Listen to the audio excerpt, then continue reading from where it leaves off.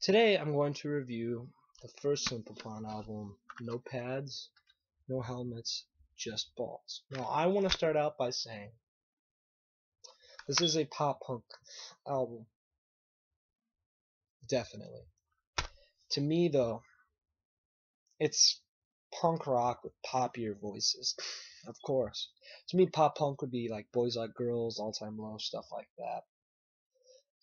But I just want to say this isn't going to be a biased review. I know I review a lot of punk, but I totally love bands like Papa Roach, Three Days Grace, Metallica. I love metal and I love rock, regular rock. I just enjoy music. Punk, I really like it a lot because it spoke to me for years. But I'm also into other types of music. But I'm gonna start the review. This is a very I didn't like the reviews right on this album. They were too critical. It was a first album, and it wasn't fair. Because this album is actually very, very good. But there are pros and cons of it. Right now I'm gonna go through. Okay, of course the cover. Yeah, it's kind of cool. They're kind of in a room partying and stuff. It's kind of a generic picture, but you can't judge a book by its cover. No pads, no helmets, just balls. Yeah, that's kind of a cool name. Kind of also like what it. And then there's this picture of them back here, all standing kind of punk. It seems like they're trying a little too hard to be punk rock, but that was what it was back then, 2002. Punk rock was in. You see bands in the 80s dressing all hair bands. No one said shit to them. This band was influenced by bands like Blink and Weezer, Green Day. That was their focus. They grew out of that eventually, but this is their first album. A band's usually gonna take what's influenced and give it all they got for their first album. But I'm gonna start with the review. First song, I'd Do Anything. Very good song, one of the more popular ones. It's played a lot.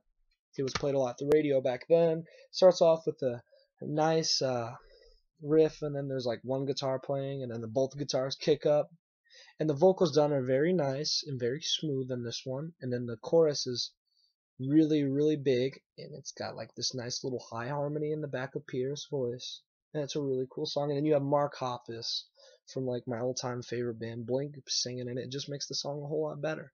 So yeah, this track is perfect. This is a really good song, and the music video is cool too.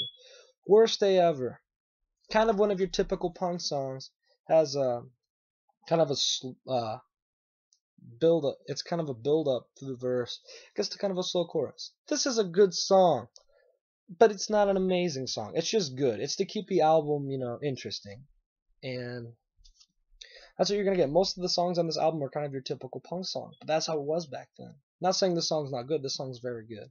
It's just not one of my favorites. You Don't Mean Anything. Well, Worst Day Ever is something that can get caught in your head. All these songs are. You Don't Mean Anything is another one of my favorites. Kind of faster. The singing's really cool on it. He sings a chorus. It gets kind of repetitive at the chorus, but this is all in all a really good song, and it's got really catchy verse and really nice guitar riffs and stuff like that. This is a really good one. And supposedly Joel Madden's in this, but you can not hear him. And that's what disappointed me, because I'm also a big fan of Good Charlotte, another band that gets a lot of critical review. I'm Just a Kid, the all-time song everybody's heard.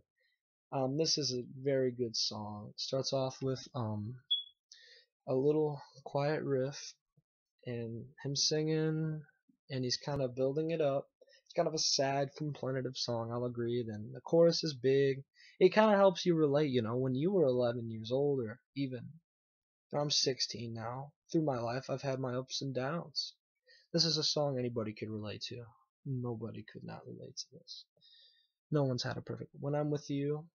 Not one of my more perfect one of my favorites. This one's the most like typical punk song on the album, but it's got a nice beat to it. It's nice and uplifting, and that's why I like it. It's just not one of my favorites, but you should enjoy this one. All of these Meet You There. I've heard this on so many movies. It's slow through the whole song. It's a nice ballad done by punk instruments, because that they didn't really do a lot of like synth and shit back then. What was in was what you could do with your instruments. Addicted. This one's really cool. Starts off with a slow verse, and it's kind of funny because it says, I'm a dick at first, and kind of a slow chorus, but a big one. And then it breaks more. It's a long chorus, though, that builds up into a pre-chorus. No, not a pre-chorus, my bad. The pre-chorus is also big. From the chorus, builds into this big bridge, and this is another well-leveled song. This is another one of the hits. Thanks. This one's also really good. You'll enjoy that one. My Alien. That's my favorite song on the album. Starts off with a cool riff. That fucking Call Me Maybe song ripped off the beat of the verse of this song, which pisses me off because that song's getting fucking annoying. It's got really catchy verse and a catchy chorus, and this is a good love song, for a girl maybe you have that's kind of geeky and kind of nerdy, but you love her, sometimes that's the kind of girl you want most of the time. That's one of my favorites. God Must Hate Me. People with religious views probably wouldn't like that one too much. I don't think they're talking out against God. That's another song with teenage angst. A bit of choppy guitar at the beginning, and kind of him, whining about what he did last night that fucked him over. And then the chorus is catchy, and this is all in all one of my favorites, yes. Might not be somebody else's, though.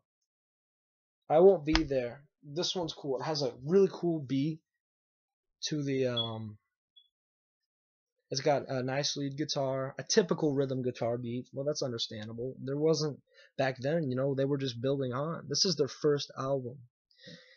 And the chorus is huge, and this is one of my favorites. It's pretty much saying he doesn't like his girlfriend very much, and he's going to leave her. This song is definitely one of the best ones. One Day is another one of my favorites. Very progressive, saying what he's going to do and when he's growing up. Starts off with an acoustic guitar, huge chorus. Good one. 12, perfect. This song is perfect. It starts off with soft guitar singing out to his parents. The song's different from the other ones on the album. It's a little more better instrumented, better voiced, and the song's intro and out through just perfection. Right, now that was the album. Now the bonus tracks. Grow Up, more genericism. I'm sorry. This song is good. It's a good song, but it's just so, I've heard this before. And same with the Christmas List song. But they're good songs. You should like those. This was a very good album. I widely enjoyed it. Very catchy songs. The hits are great. But this is not for people who expect perfect guitar, perfect vocals, and perfect beats. This is a first album, for Christ's sake. And it got so bad ratings just because they had a few huge songs. People thought that they were like, they forgot the fact that this band was just kind of starting out. But pros. The guitar and solos are very fun on the album. The voice is very nice and soothing, and it's a little higher. But the cons is actually how high the voice is. They're a little too high on tracks and a little too off. Not too off, but they're a little high at sometimes, and it might get a little annoying. But I can look past that, and this album might take a second listen to grow on you. And the guitars are some of the songs on the guitars are really choppy. For a first album, this deserves a 5 out of 5. But an album in general, this is about a 4.5. Could have been better, but great. But this is not for you if you're a hard rocker. This is not for you if you're one of those annoying ass old punk fans that think just because something's a little different than the punk you used to listen to that it's shit. And pop punk people that like New Found Glory, American Hi-Fi, Blink, Green Day. Green Day's a maybe that you would like these, but Blink, Good Charlotte, you definitely like these guys if you like Good Charlotte. That's for you. This isn't for people. This is just for people who like music, just rock music, any form of rock music. This is a good album musically. You have to look past the part that they're trying really hard to be punk, which there's nothing wrong with that. That's what was in. This album is something you should definitely buy. The song, I've listened to this album so many times. It's so fun to listen to. It has a huge replay factor.